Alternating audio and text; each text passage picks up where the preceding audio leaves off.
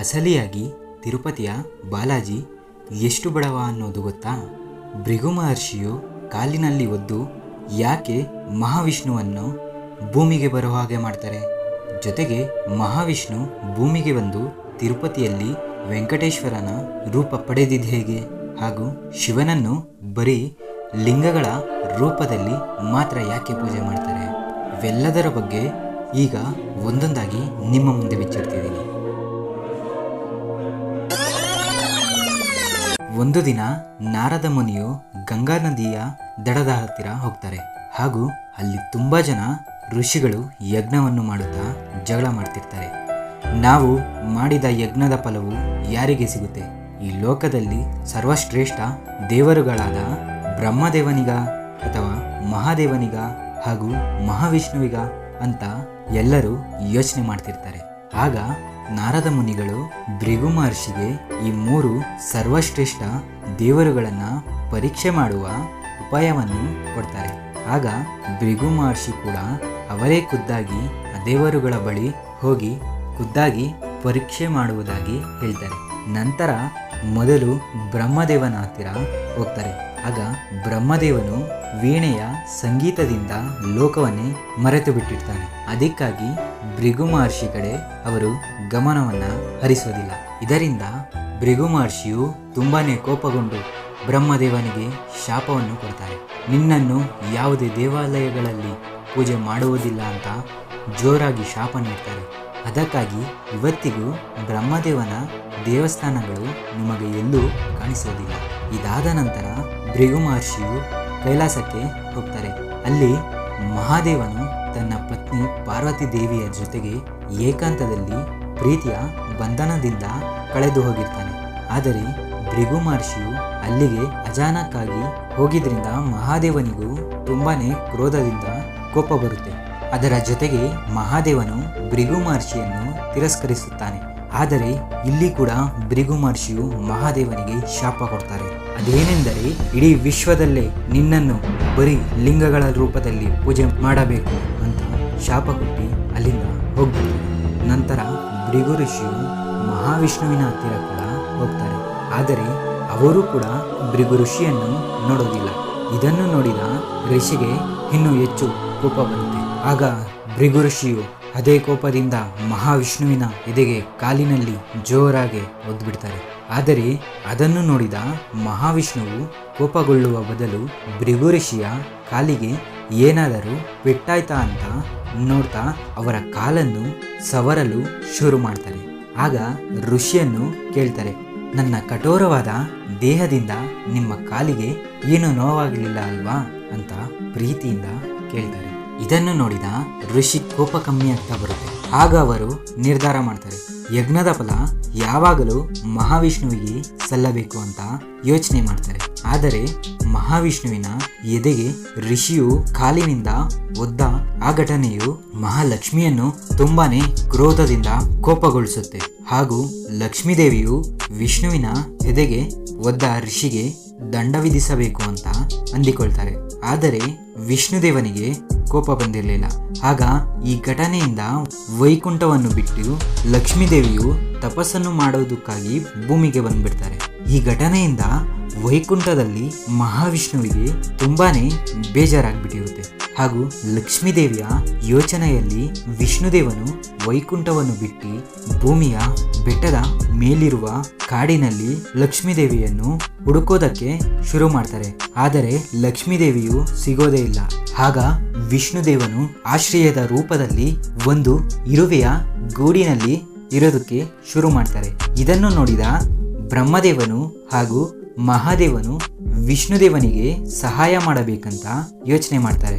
ಆಗ ಇಬ್ಬರು ದೇವತೆಗಳು ಒಂದು ಹಸು ಹಾಗೂ ಒಂದು ಕರುವಿನ ರೂಪದಲ್ಲಿ ಬದಲಾಗ್ತಾರೆ.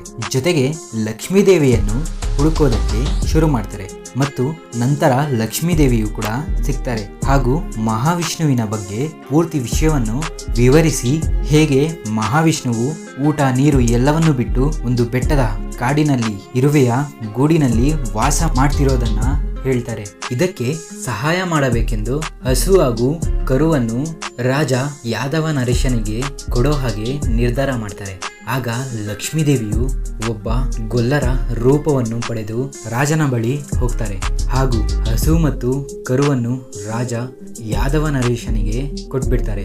ನಂತರ ರಾಜ ಅವರ ಹಸುಗಳನ್ನು ಮೇಯಿಸಲು ವೆಂಕಟಾದ್ರಿ ಪರ್ವತಕ್ಕೆ ಕಳಿಸ್ತಾರೆ. ಆಗ ಹಸುವಿನ ರೂಪದಲ್ಲಿದ್ದ ಬ್ರಹ್ಮದೇವನು ಪ್ರತಿದಿನ ಆ ಇರುವೆ ಗುಡಿಗೆ ತನ್ನ ಹಾಲನ್ನು ಕೊಟ್ಟು ವಿಷ್ಣುದೇವನ ಹಸಿವನ್ನು ನೀಗಿಸ್ತಿದ್ರು. ಆದರೆ ಒಂದು ದಿನ ಹಸು ಮೇಯಿಸುವನು ಅದನ್ನು ನೋಡ್ಬಿಡ್ತಾನೆ. ಆಗ ಕೋಪದಲ್ಲಿ ಹಸುವಿಗೆ ಹೊಡೆಯೋದಕ್ಕೆ ಅವನ ಕೊಡಲಿಯನ್ನು ಹಸುವಿನ ಮೇಲೆ ಎಸ್ಬಿಡ್ತಾನೆ. ಆದರೆ ಅದು ಆಗ ತಾನೇ ಹೊರಬರುತ್ತಿದ್ದ ವಿಷ್ಣುದೇವನಿಗೆ ಹೊಡೆಯುತ್ತೆ. ನಂತರ ಕೋಪದಿಂದ ವಿಷ್ಣುದೇವನು ಆ ಕೊಡಲಿಯನ್ನು ವಾಪಸ್ ಹಸು ಮೇಯಿಸುವವನಿಗೆ ಎಸೆತಾರೆ. ಆಗ ಅವನು ಅಲ್ಲೇ ಸತ್ತಿ ಹೋಗ್ತಾನೆ. ಹಾಗೂ ರಾಜ ಯಾದವ ನರೇಶನಿಗೂ ಅವನ ಸೇವಕನಿಂದ ನಡೆದಿದ್ದ ಈ ಕೆಲಸದ ಪಾಪದಿಂದ ರಾಜನಿಗೆ ದಾನವನಾಗುವುದಾಗಿ ಶಾಪವನ್ನ ನೀಡ್ತಾರೆ. ಆಗ ರಾಜನು ಭಯ ಮತ್ತು ಭಕ್ತಿಯಿಂದ ಶಾಪವನ್ನು ವಿಮೋಚನೆ ಮಾಡುವುದಾಗಿ ಹೇಳ್ತಾರೆ. ಆದರೆ ವಿಷ್ಣುದೇವನು ಆಗ ರಾಜನಿಗೆ ಹೇಳ್ತಾರೆ, ನೀನು ಮುಂದಿನ ಜನ್ಮದಲ್ಲಿ ಆಕಾಶ ರಾಜನಾಗಿ ಹುಡ್ತೀಯ. ಆಗ ನಾನು ನಿನ್ನ ಮಗಳಾದ ಪದ್ಮಾವತಿಯ ಜೊತೆ ನಿನ್ನ ಕೈಯಲ್ಲೇ ದಾರೆ ಏರಿಸಿ ಪದ್ಮಾವತಿಯನ್ನು ಮದುವೆಯಾದಾಗ ನಿನ್ನ ಶಾಪವು ವಿಮೋಚನೆ ಆಗುತ್ತೆ ಅಂತ ಹೇಳ್ತಾರೆ. ನಂತರ ಕಾಲಚಕ್ರ ಎಂದಿನಂತೆ ಚಲಿಸುತ್ತಾ ಬರುತ್ತೆ. ಜೊತೆಗೆ ವಿಷ್ಣುದೇವನೇ ಖುದ್ದಾಗಿ ಶ್ರೀ ವೆಂಕಟೇಶ್ವರನ ರೂಪದಲ್ಲಿ ಅವತಾರ ಎತ್ತಿರ್ತಾರೆ ಮತ್ತು ವೆಂಕಟಾದ್ರಿ ಪರ್ವತದಲ್ಲಿ ನೆಲೆಸ್ತಿರ್ತಾರೆ. ಹಾಗೂ ಅವರ ತಾಯಿ ವಕುಲದೇವಿ ಇವರನ್ನ ನೋಡ್ಕೊಳ್ತಿರ್ತಾರೆ. ಹಾಗೆಯೇ ಆಕಾಶರಾಜನ ಜನ್ಮವು ಅಲ್ಲಿ ಆಗಲೇ ಆಗಿತ್ತು. ಆದರೆ ಅವರಿಗೆ ಯಾವುದೇ ಮಕ್ಕಳಾಗಿರಲಿಲ್ಲ. ಒಂದು ದಿನ ಹೊಲದಲ್ಲಿ ಓಡಾಡುತ್ತಿರುವಾಗ ಒಂದು ಚಿನ್ನದ ಪೆಟ್ಟಿಗೆಯಲ್ಲಿ ಹೂವುಗಳ ಮೇಲೆ ಅವರಿಗೆ ಒಂದು ಮಗು ಸಿಗುತ್ತೆ. ಹಾಗೂ ಅವರು ಆ ಮಗುವಿಗೆ ಪದ್ಮಾವತಿ ಅಂತ ಹೆಸರನ್ನು ಕೂಡ ಇಡ್ತಾರೆ. ಹಾಗೂ ಕಾಲಚಕ್ರವು ಮುಂದೆ ಹೋಗುತ್ತಾ ಬರುತ್ತೆ. ನಂತರ ಶ್ರೀನಿವಾಸನು ಕಾಡಿನಲ್ಲಿ ಓಡಾಡ್ತಿರ್ತಾನೆ. ಆಗ ಒಂದು ಆನೆಯನ್ನು ಓಡಿಸಿಕೊಂಡು ಹೋಗ್ತಿರ್ತಾನೆ. ಆದರೆ ಆ ಆನೆಯು ಗಿಡಗಳ ಹಿಂದೆ ಹೋಗ್ಬಿಡುತ್ತೆ. ಆದರೆ ಅಲ್ಲಿ ಪದ್ಮಾವತಿಯು ಮತ್ತು ಅವರ ಸ್ನೇಹಿತರು ಆಟ ಆಡ್ತಿರ್ತಾರೆ. ನಂತರ ಆ ಆನೆಯನ್ನು ನೋಡಿ ಎಲ್ಲ ಭಯ ಪಟ್ಟಿರ್ತಾರೆ. ಆಗ ಶ್ರೀನಿವಾಸನು ಅಲ್ಲಿ ಎಲ್ಲರನ್ನು ಕಾಪಾಡ್ತಾರೆ. ಆದರೆ ವೆಂಕಟೇಶ್ವರನು ಪದ್ಮಾವತಿಯ ಸೌಂದರ್ಯವನ್ನು ನೋಡುತ್ತಾ ಹಾಗೆ ಕಳೆದು ಹೋಗ್ತಾರೆ. ಹಾಗೂ ಅವಳ ಬಗ್ಗೆಯೂ ಕೂಡ ತಿಳಿದುಕೊಂಡ ನಂತರ ಮನೆಗೆ ಹೋಗಿ ಶ್ರೀನಿವಾಸನು ಅವರ ತಾಯಿ ವಕುಲದೇವಿಯ ಹತ್ತಿರ ನಾನು ಪದ್ಮಾವತಿಯನ್ನೇ ಮದುವೆ ಆಗ್ತೀನಿ ಅಂತ ಹೇಳ್ಬಿಡ್ತಾರೆ. ಆಗ ಶ್ರೀನಿವಾಸನೇ ವಿಷ್ಣುದೇವನೆಂದು ಗೊತ್ತಾಗುತ್ತೆ. ಜೊತೆಗೆ ಅವರ ತಾಯಿಯವರು ಹಿಂದಿನ ಜನ್ಮದಲ್ಲಿ ಯಶೋಧರಾಗಿರ್ತಾರೆ.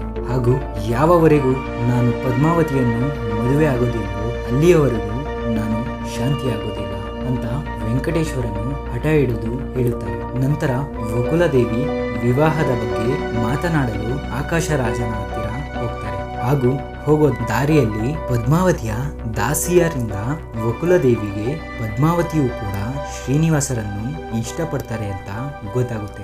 ನಂತರ ಆಕಾಶ ರಾಜನಿಗೂ ಇದರ ಬಗ್ಗೆ ಗೊತ್ತಾದಾಗ ಅವರು ಋಷಿ ವರಹಪತಿಯ ಬಳಿ ಸಲಹೆಯನ್ನು ಕೇಳ್ತಾರೆ. ಆಗ ಪದ್ಮಾವತಿಯ ಜನ್ಮ ಈ ಜನ್ಮದಲ್ಲಿ ಭಗವಾನ್ ವಿಷ್ಣುವಿನ ಜೊತೆಗೆ ವಿವಾಹ ಆಗೋದಿಕ್ಕೆ ಅಂತಾನೆ ಜನಿಸಿರೋದು ಅಂತ ಋಷಿಯು ಹೇಳ್ತಾರೆ. ಹಾಗೂ ವೆಂಕಟೇಶ್ವರನೇ ವಿಷ್ಣುದೇವನೆಂದು ರಾಜನ ಬಳಿ ಹೇಳ್ತಾರೆ. ಇದನ್ನು ಕೇಳಿದ ಎಲ್ಲರಿಗೂ ಖುಷಿಯಾಗುತ್ತೆ. ಹಾಗೂ ಮದುವೆಗೆ ತಯಾರಿ ಕೂಡ ಆಗ್ತಾರೆ. ಆದರೆ ವೆಂಕಟೇಶ್ವರನು ತನ್ನ ಮದುವೆಯನ್ನ ತುಂಬಾ ವಿಜೃಂಭಣೆ ಹಾಗೂ ಭವ್ಯದಿಂದ ಮಾಡೋದಕ್ಕಾಗಿ ಕುಬೇರನ ಬಳಿ ಹಣವನ್ನು ಸಾಲದ ರೀತಿ ತೆಗೆದುಕೊಳ್ಳುತ್ತಾರೆ. ಆದರೆ ಇದು ಎಷ್ಟು ಜಾಸ್ತಿ ಅಂದ್ರೆ ಇದನ್ನು ಜನರು ನನಗಾಗಿ ದಾನ ಮಾಡಿ ನನ್ನ ಸ್ಥಳದಲ್ಲಿ ತೀರಿಸುತ್ತಾರೆ ಅನ್ನೋದು ವಿಷ್ಣುದೇವನ ಅಭಿಪ್ರಾಯವಾಗಿತ್ತು. ಆದರೆ ಇದು ಅಸಲಿಯಾಗಿ ಎಷ್ಟು ಅಂತ ನೋಡೋದಾದ್ರೆ ಕಲಿಯುಗ ಮುಗಿಯುವಷ್ಟರಲ್ಲಿ ಈ ಸಾಲ ಕೂಡ ಮುಗಿಯುತ್ತೆ. ಅಷ್ಟು ಹಣವನ್ನು ಕುಬೇರನ ಬಳಿ ತೆಗೆದುಕೊಂಡಿರ್ತಾರೆ. ಹಾಗೂ ಲಕ್ಷ್ಮೀದೇವಿಗೆ ವಿಷ್ಣುದೇವನ ವಿವಾಹದ ಬಗ್ಗೆ ಗೊತ್ತಾದಾಗ ಅವರು ವಿಷ್ಣುದೇವನನ್ನು ನೋಡೋದಕ್ಕಾಗಿ ಹೋಗ್ತಾರೆ. ಆದರೆ ಅಲ್ಲಿ ಲಕ್ಷ್ಮೀದೇವಿಗೆ ಪದ್ಮಾವತಿಯು ಸಿಕ್ಕಿ ಇಬ್ಬರು ಮಾತಾಡ್ತಿರ್ತಾರೆ. ಆಗ ಪದ್ಮಾವತಿಯ ಜೊತೆಗೆ ಇದ್ದ ಲಕ್ಷ್ಮೀದೇವಿಯನ್ನು ವೆಂಕಟೇಶ್ವರನು ಅವರಿಬ್ಬರನ್ನು ಒಟ್ಟಿಗೆ ನೋಡಿ ಸ್ಥಳದಲ್ಲೇ ಒಂದು ಕಲ್ಲಿನ ಶಿಲೆಯಾಗಿ ಪರಿವರ್ತನೆ ಆಗ್ತಾರೆ. ಜೊತೆಗೆ ಬ್ರಹ್ಮದೇವನು ಮತ್ತು ಮಹಾದೇವನು ಅಲ್ಲಿಗೆ ಬಂದು ಅರ್ಥ ಮಾಡಿಸ್ತಾರೆ. ಕಲಿಯುಗದಲ್ಲಿ ಜನರ ಕಲ್ಯಾಣ ಹಾಗೂ ಮುಕ್ತಿಯ ಕಾರಣಕ್ಕಾಗಿ ಭಗವಾನ್ ವಿಷ್ಣು ಈ ಎಲ್ಲ ಲೀಲೆಯನ್ನು ಮಾಡ್ತಾರೆ ಅಂತ ಆ ಇಬ್ಬರು ದೇವರುಗಳು ಹೇಳ್ತಾರೆ. ಈ ವಿಷಯ ಗೊತ್ತಾದಾಗ ಲಕ್ಷ್ಮೀ ದೇವಿ ಮತ್ತು ಪದ್ಮಾವತಿಯು ವೆಂಕಟೇಶ್ವರನ ಜೊತೆಗೆ ಇರುವುದಾಗಿ ನಿರ್ಧಾರ ಮಾಡ್ತಾರೆ. ಹಾಗೂ ಲಕ್ಷ್ಮೀ ದೇವಿಯು ವಿಷ್ಣುವಿನ ಎಡಭಾಗದಲ್ಲಿ ಹಾಗೂ ಪದ್ಮಾವತಿ ದೇವಿಯು ವಿಷ್ಣುವಿನ ಬಲಭಾಗದಲ್ಲಿ ಅಲ್ಲೇ ನೆಲೆಸುತ್ತಾರೆ. ಇದೇ ಮಹಾವಿಷ್ಣುವು ವೆಂಕಟೇಶ್ವರನ ರೂಪಗೊಂಡು ಭೂಮಿಯ ಮೇಲೆ ನೆಲೆಸಲು ಕಾರಣ. ಆದರೆ ತಿರುಪತಿಯ ಶ್ರೀ ವೆಂಕಟೇಶ್ವರನ ಹಿಂದೆ ಒಂದಷ್ಟು ನಿಗೂಢವಾದ ಹಾಗೂ ರೋಮಾಂಚಕರ ವಿಷಯಗಳಿವೆ. ಅದರ ಬಗ್ಗೆ ವಿಡಿಯೋ ಬೇಕಾದರೆ ಕಮೆಂಟ್ ಮೂಲಕ ನನಗೆ ತಿಳಿಸಿ. ಹಾಗೂ ನನ್ನ ಶ್ರಮಕ್ಕಾಗಿ ನಿಮ್ಮಿಂದ ಬಯಸೋದು ಒಂದೇ ಒಂದು ಸಬ್ಸ್ಕ್ರಿಪ್ಷನ್ ಮಾತ್ರ. ಮತ್ತೊಂದು ಹೊಸ ವಿಷಯದೊಂದಿಗೆ ತಿರ್ಗಾ ಸಿಗ್ತೀನಿ. ಧನ್ಯವಾದಗಳು.